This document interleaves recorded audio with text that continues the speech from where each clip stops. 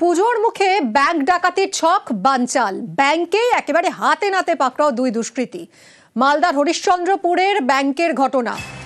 কথা বলবো সেবক আমাদের প্রতিনিধির সঙ্গে। সেবক, এই 5 ডাকাতেরা গ্রাহক সেজে ব্যাংকে ঢুকেছিল, তারপর ধরা পড়লো কিভাবে পুলিশের হাতে? একদমই দেখো, পুজোর মুখে মালদহের হরিশ্চন্দ্রপুরে সেখানে রাষ্ট্রায়ত্ত ব্যাংকের ডাকাতির ছক এবং সেই ছক বানচাল করলো পুলিশ। পুলিশের যে রুটিন টহলদারি টিম রয়েছে তারা হরিশ্চন্দ্রপুরের এই রাষ্ট্রায়ত্ত ব্যাংকে যায়, অন্যান্য দিন যেমন যায়। এই সময় তারা সন্দেহজনক ভাবে ব্যাংকের ভেতরে 2 জনকে, যারা দেখে মনে হয় যে বাইরের কোনো মানুষ, তারা ব্যাগ নিয়ে সন্দেহজনক ভাবে ঘোরাফেরা করছে এবং তারা যেভাবে চোখ ঘুরিয়ে বিভিন্ন অংশ দেখছে বা তাদের চলন বলন, শরীরের ভাষা, এটা দেখে সন্দেহ হয় পুলিশের। তারপরে পুলিশ তাদের উপরে নজরদারি শুরু করে। এদিকে ব্যাংকের বাইরে সেই সময় উদ্ধার হয় একটি মোটর বাইক। যে মোটর বাইকের যখন নাম্বার প্লেট পুলিশ নির্দিষ্ট অ্যাপে খতিয়ে দেখতে যায়, তখন দেখে নাম্বার প্লেট ভুয়ো। এরপরেই কিন্তু পুলিশের সন্দেহ হয় এবং ওই বাইকের মালিক কারা যখন খোঁজ খবর শুরু হয়, তখন দেখা যায় যে এই বাইকে করে এসছে ওই 2 যুবক। তারপরে তাদেরকে গ্রেফতার করা হয় এবং পুলিশ যেটা জানতে পারে এরা কিন্তু ডাকাতির ছক ছিল, এমনটাই বিষয় প্রকাশ্যে এসেছে। সেবক, 5 জন ছিল, তাদের মধ্যে 2 জন ধরা পড়েছে, এখনো 3 জনকে খুঁজছে পুলিশ। আর এই যে 2 জন ধরা পড়লো, এদের সম্পর্কে কি জানা যাচ্ছে? এই পুরো গ্যাংটা নিয়ে কি বলছে পুলিশ? দেখো, পুরো গ্যাং এখনো পর্যন্ত ধরা হয়নি। এখনো পর্যন্ত 2 জনকে গ্রেপ্তার করা সম্ভব হয়েছে। বিরু কুমার যাদব 28 বছরের যুবক আর সতীশ যাদব 40 বছর। এদের দুজনেই বিহারের কাটিহার জেলার বাসিন্দা এবং শুধু পশ্চিমবঙ্গ বা বিহার নয়, একাধিক রাজ্যে বিভিন্ন অপরাধমূলক কাজকর্মে এদের যুক্ত থাকার অভিযোগ রয়েছে, এমনটাই কিন্তু প্রাথমিকভাবে পুলিশ জানতে পেরেছে। আর এদের জেরা করে আরো 3 জনের নাম পুলিশ পেয়েছে, যারা এই দুষ্কৃতী দলের সঙ্গে যুক্ত ছিল। তারা জেরায় স্বীকার করেছে তারা ব্যাংকে রেকি করছিল এবং তাদের উদ্দেশ্য ছিল ব্যাংকে কোনো রকম ডাকাতি করা। আর এরপরেই পুলিশ বাকিদের দ্রুত গ্রেফতারের জন্য পদক্ষেপ নিচ্ছে। এর পাশাপাশি পুলিশ যে তাদের কাছে তল্লাশি চালায়, সেই সময় যেমন মোটর বাইক ভুয়ো নাম্বার প্লেট পাওয়া গিয়েছে, একই সঙ্গে যে আধার কার্ড বা নথিপত্র তাদের কাছে ছিল সেসবগুলো কিন্তু জাল পুলিশ জানতে পেরেছে। এইসব জাল নথিপত্র দিয়ে তারা আসলেই কোথাও আত্মগোপন করে থাকতো, এমনটাও কিন্তু পুলিশি তদন্তে উঠে আসছে। বিষয়টি অত্যন্ত গুরুত্ব দিয়ে দেখছে পুলিশ, যেহেতু আন্তঃরাজ্য যোগ পাওয়া গিয়েছে এবং দুষ্কৃতীদের ব্যাংক ডাকাতির ছক ছিল। ফলে যত দ্রুত সম্ভব বাকি 3 জনকে গ্রেফতারের জন্য পুলিশ চেষ্টা চালাচ্ছে। মিমি, সঙ্গে থাকো সেবক, একটা বক্তব্য শোনাই আপনাদের। গতকালকে নাকি এখানে ডাকাত দল এসেছিল, তো সেই সূত্রে আমি আজকে সকালে এখানেই জানতে পারলাম যে ডাকাত দলকে পুলিশরা ধরে নিয়েছে। তো এটা খুব ভালো কাজ হয়েছে যে না, খুব মানে হরিশ্চন্দ্রপুরে উন্নতি হচ্ছে। ঠিক আছে, আমি তো দেখলাম যাতে এটা সূত্রে তো অ্যাক্টিভই আছে, যখন তার আগেই যখন না হতে মানে কাজ করার আগেই যখন ধরে নিয়েছে, তার মানে তো অ্যাক্টিভই আছে। সেবক, পুলিশের ভূমিকায় খুশি এলাকাবাসী? তারা নিশ্চিন্ত বোধ করছেন যে ডাকাতি হওয়ার আগেই যখন ডাকাতির ছক এভাবে বানচাল করে দিল পুলিশ, তাহলে তাদের নিরাপত্তা যথেষ্টই সুনিশ্চিত? একদমই দেখো, স্থানীয় বাসিন্দারা খুশি। কারণ কি, তারা যেটা বলছেন যে এই রাষ্ট্রায়ত্ত ব্যাংক হরিশ্চন্দ্রপুরের একটি বড় শাখা, প্রচুর লেনদেন হয় এখানে, প্রচুর গ্রাহকের অ্যাকাউন্ট রয়েছে, অনেকে ব্যবসায়িক লেনদেন করেন এই শাখার মাধ্যমে।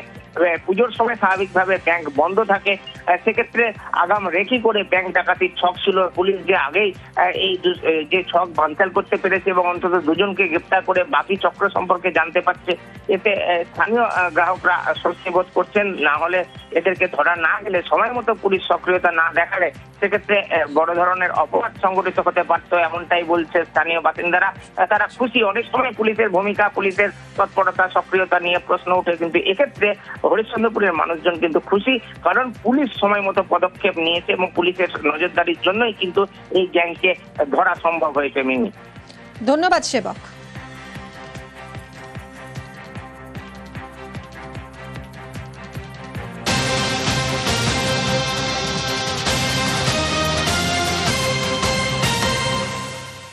বাড়ি বাড়ি কাজ নিয়ে সেই বাড়ির একেবারে খুঁটিনাটি সবকিছু জেনে নিয়ে চুরি করা হতো, সেই চুরির ছক কষা হয়েছিল। এইরকমই একটা বাড়িতে চুরি করতে গিয়েই জালে ধরা পড়লো মাস্টার মাইন্ড। হাওড়ার আন্দুলে ব্যবসায়ীর বাড়িতে চুরি ঘটনা আমরা আপনাদেরকে দেখিয়েছিলাম এই খবর। 18ই সেপ্টেম্বর ঘটেছিল এই ঘটনা।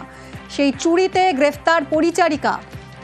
তাকে জিজ্ঞাসাবাদ করেই চাঞ্চল্যকর তথ্য উঠে এসেছে, সে নাকি এভাবেই প্ল্যান করতো যে এক একটা বাড়িতে সে কাজ নিত, তার উদ্দেশ্যই ছিল সেই বাড়ির খুঁটিনাটি জেনে সবকিছু সাফ করে দেওয়া। তার একটা বড় টিমও ছিল। কিভাবে কাজ করতো এই টিম, কারা কারা রয়েছে এই টিমে, কিভাবে ধরা পড়লো, দেবাশিস রয়েছে, সবকিছু আমাদের সবিস্তারে জানাবে। দেবাশিস, একেবারে দেখো, যে টিম গঠন করেছিল সেই টিমে কিন্তু বাইরের কেউ থাকতো না। টিমে থাকতো কারা? তারই ভাই, তার দুই নিজের ভাই এবং এক মাস্তুতো ভাইকে নিয়ে গোটা এই অপারেশনটা চালানো হতো। পূর্ণিমা সিং, যে কিনা এই আন্দুলে ব্যবসায়ীর বাড়িতে কয়েক বছর আগে তিনি এখানে কাজে যোগ দিয়েছিলেন, বেশ কিছুদিন কাজ করার পর, মানে কাজ করার অচিরায় তার বাড়ির খুঁটিনাটি জায়গা, কোথা দিয়ে জানলা রয়েছে, কোথায় গেট আছে, কোথা দিয়ে ঢোকা যেতে পারে, কোন কোন আলমারিতে কি কি থাকতে পারে, পুরো বিষয়টি কিন্তু জেনে নিত। একেবারে যে বাড়ির কর্তা কর্ত্রী যারা থাকতেন তাদের সঙ্গে মিলেমিশে পুরো বিষয়টি জেনে নিয়ে সেখান থেকে কাজ ছেড়ে দিত এবং পরবর্তীকালে সেই ভাই আর কটা বাড়িতে চুরি করেছিল সে এর আগে? দেখো, যে ধরনের ঘটনা ঘটিয়েছে এই আন্দুলের ক্ষেত্রে, সেক্ষেত্রে পুলিশ মনে করছে একাধিক চুরির সঙ্গে কিন্তু এই টিমটি জড়িয়ে রয়েছে। তাদেরকে নিজেদের হেফাজতে নিয়ে কোথায় কোথায় এই ধরনের ক্রাইম তারা করেছে, কিভাবে ক্রাইম করত, পুরো বিষয়টি কিন্তু তদন্ত শুরু করেছে সাঁকরাইল থানার পুলিশ। এখনো পর্যন্ত এই ব্যক্তিদের অর্থাৎ ধৃতদের কাছ থেকে 30 লক্ষ টাকার সোনার গহনা ও ক্যাশ মূল্য, ক্যাশ টাকা, এগুলি কিন্তু উদ্ধার করতে সক্ষম হয়েছে। ফলে এই যে টাকাগুলো যারা চুরি করতো সেখানে কোথায় কোথায় পাচার করা হতো, কোথায় রাখা হতো, পুরো বিষয় খতিয়ে দেখা হচ্ছে সাঁকরাইল থানার পুলিশের তরফে। তবে এই ঘটনায় কিন্তু বড়সড় সাফল্য পেল হাওড়া সিটি পুলিশের সাঁকরাইল থানার পুলিশ। দেবাশিস, এই যে গয়না টাকা সব উদ্ধার হলো, এটা কি লাস্ট যে বাড়িতে সে চুরি করেছিল সেই বাড়ি থেকে, সেই বাড়ির সম্পত্তি, নাকি এর আগে যে সব বাড়িতে চুরি করেছে সেই সব জিনিসও উদ্ধার হয়েছে? না, এখনো পর্যন্ত যেহেতু আন্দোলনের এই পরিবারের তরফ থেকে যে অভিযোগ উঠেছিল, যেখানে চুরির ঘটনা ঘটেছিল 18 তারিখ, সেই ঘটনা তদন্তে নেবে। সেখানকার সিসিটিভি ফুটেজ দেখে মোবাইল নাম্বার ট্র্যাক করে কিন্তু যে গ্রেপ্তার হয় পূর্ণিমা এবং তার 3 ভাই, তাদের তরফ থেকে যেগুলি পাওয়া গেছে সেগুলি কিন্তু আন্দোলনের এই পরিবার বা এই ব্যবসায়ী পরিবারের থেকেই বাড়ি থেকে চুরি হওয়া সামগ্রী বলে পুলিশ মনে করছে। পুরো বিষয়টাই কিন্তু তদন্তের বিষয় রয়েছে, প্রমাণ সাপেক্ষর বিষয় রয়েছে, যা আদালতের মাধ্যমে কিন্তু এই গোটা পরিবার পেয়ে যাবে। তবে পুলিশ মনে করছে এটি যে প্রথম ক্রাইম তা নয়, এর সঙ্গে এর আগেও কিন্তু একাধিক ক্রাইম করেছে এই গোটা টিমটা। কারণ যেভাবে কাজ করা হয়েছে তাতে কিন্তু বলা যেতে পারে পরিকল্পনা এবং অভিজ্ঞতা না থাকলে এই ধরনের কাজ করা একেবারেই অসম্ভব। এই মহিলার বিরুদ্ধে যেটা অভিযোগ, এই বাড়ির সামনে যেদিনকার চুরি ঘটে তার সন্ধ্যা বিকাল থেকেই তাকে নজরদারি করা, তার সন্তানকে নিয়ে সে নজরদারি করছিল এবং গোটা পরিবার যখন ব্যবসার কাজে তাদের ব্যবসার স্থানে চলে যায়, সন্ধ্যার পর দোকানে চলে যায়, সেই দোকানের সামনে কন্টিনিউ দাঁড়িয়েছিল যাতে দোকান থেকে কেউ বেরোলে সঙ্গে সঙ্গে তাদের ভাইকে ইনফর্ম করা। এবং পুরো ঘটনা যখন ঘটাচ্ছিল, ঘটানোর পর কোথা থেকে কিভাবে পালাতে হবে, পুরো বিষয়টি কিন্তু ফোনের মাধ্যমে একেবারে জলভাত হয়ে গিয়েছিল। পরিচারিকা সেজে বাড়িতে ঢুকে সেই বাড়ির খুঁটিনাটি সবকিছু জেনে নিয়ে একেবারে চুরি করে সাফ করে দেওয়া, তার পুরো টিম নিয়ে কাজ করা একেবারেই সড়গড় হয়ে গিয়েছিল এই মাস্টার মাইন্ডের কাছে। হাওড়া সিটি পুলিশের বড় সাফল্য, ধরা পড়েছে সে। পূর্ণিমা সিং আছেন, বাড়িতে কাজ করতেন, তো ইনি मतलब জানা ছিল कि কিভাবে मतलब মালিক किस तरह से रहते हैं, क्या मतलब कहाँ पे জিনিসপত্র রাখা होता है, তো একটু জানা শোনা লোক ছিল, চেনা লোক ছিল। তো ওখান থেকে ইনপুট पे যখন এরা সুযোগ পেল 18 তারিখ तकरीबन রাত্রি 8 से 10 बजे के बीच में এই ঘটনা ঘটিত করা হয়েছে। এলাকার যে সিসিটিভি আছে সেটা আমরা পার্সু করলাম কি আছে, ওপেন ইউজ করার পরে তারপরে আমরা সোর্স লাগিয়েছি, তারপরে আমরা এনাকে হিট করে এনাকে আমরা ধরেছি। এনাকে আমরা 21 তারিখে অ্যারেস্ট করেছি, তারপরে নেক্সট ডে কোর্টে প্রডিউস করা হয়েছিল।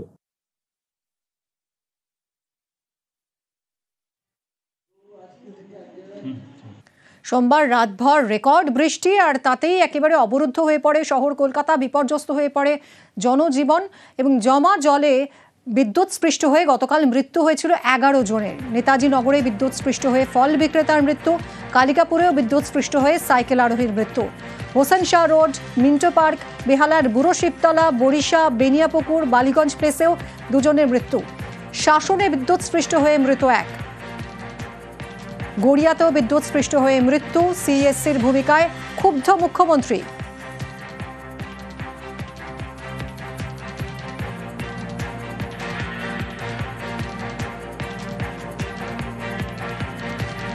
সিএসসির প্রচুর জায়গায় খোলা তার রয়েছে এবং পুজোর মরশুমে এই খোলা তারের জন্য দেখার দায়িত্ব নয়, সিএসসির দেখার দায়িত্ব নয় যে আমি এখানে বিজনেস করব।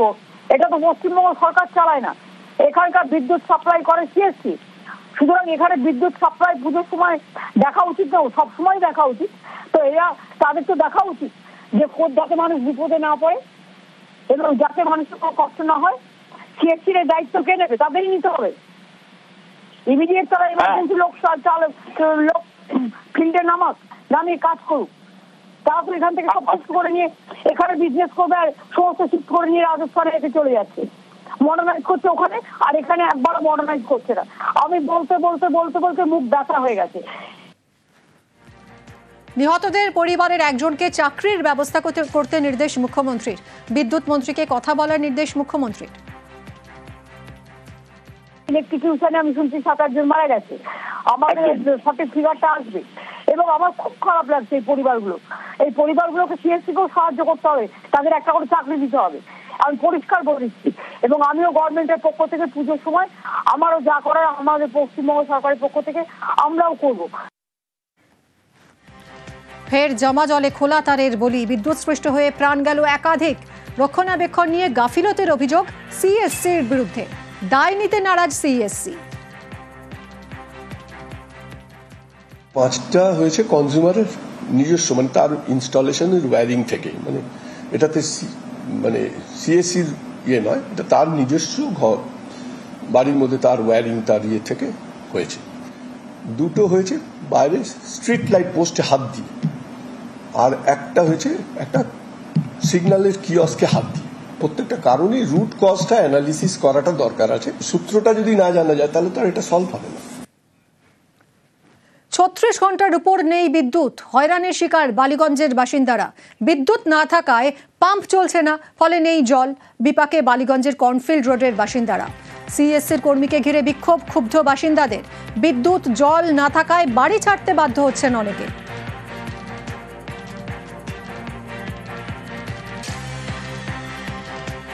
ওটাই ওখানে কালকে থেকে কারেন্ট আছে, আপনি বলে দিলেন না জলের তলা। মিথ্যা কথা একদম বলবেন না, একদম বলবেন না মিথ্যা কথা। টোটালি বন্ধ রাখুন। আমার কথাটা একটু বলতে দিন। হ্যাঁ বলুন, আপনি প্রথমে কেন বললেন যে সব মিটার জলের তলা? এখানে সবই তো জলের তলা। এই যে বাড়িটা দেখছি, সামনের বাড়িটার সামনে দেখুন ফিডার বক্সটা, এইখান থেকে আপনাদের এলাকার লাইনটা এসেছে। ঠিক আছে, ওই ফিডারটা পুরো জলের তলায় রয়েছে। আমি এক্ষুনি অফিসে কথা বলি। এখন কোথায় জল? আপনি চলুন, আপনি আসুন ম্যাডাম, দেখাচ্ছি। চলুন আপনি আসুন, দেখাচ্ছি জলের তলায় কোথায়। আপনি আসুন না, দেখুন দেখেন এখানে আপনার আছে, এখানে এখানকার এটা ফিডারটা জলের তলায় লাইন অফ করে ওইগুলো একই তো। ওই কোনার বাড়িটা কি করে এলো? তাহলে কোথায় একটা সেট এই লাইনটা অফ করা আছে, ফিডারটা আছে আমাদের। এটা করা হয়েছে ইচ্ছা যেতে হবে, আর কিছু না।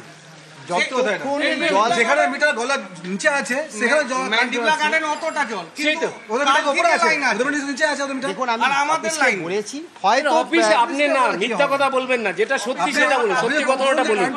36 আওয়ার্স হয়ে গেছে, বাথরুম নেই, জল নেই, কি করবে লোকে? বাচ্চারা আছে বাড়িতে।